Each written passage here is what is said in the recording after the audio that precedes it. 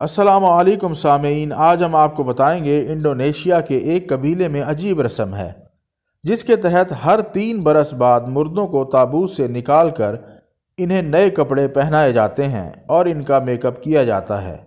Indonesia کے جزیرے سلوویسی میں تورا جان قبائل سے تعلق رکھنے والے افراد اپنے مرنے والے عزیز کی قبر کھودتے ہیں، ان کی لاش نکالتے ہیں اور انہیں نئے کپڑے پہناتے ہیں۔ ان کے مطابق یہ ایک قدیم رسم ہے جس کا مقصد مرنے والوں کو احترام اور محبت فراہم کرنا ہے۔ مرنے والوں کے لواحقین مردوں سے مٹی وغیرہ صاف کرتے ہیں، انہیں نہلاتے ہیں اور نئے کپڑے پہنا کر اہل خانہ کے ساتھ تصاویر کھنچواتے ہیں۔ اس رسم کو لاش صاف کرنے کا عمل بھی کہا جاتا ہے اور یہ سلسلہ گزشتہ 1 صدی سے جاری ہے۔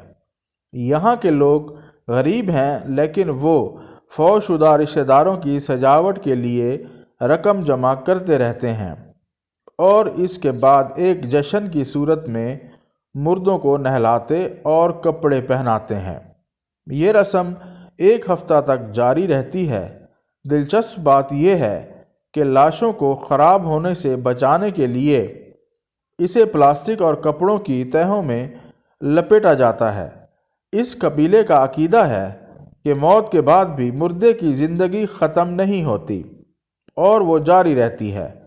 پاکستان اور دنیا بھر سے دلچسپ واقعات اور معلومات جاننے کے لیے ہمارے چینل اردو انفارمیشن کو سبسکرائب کریں۔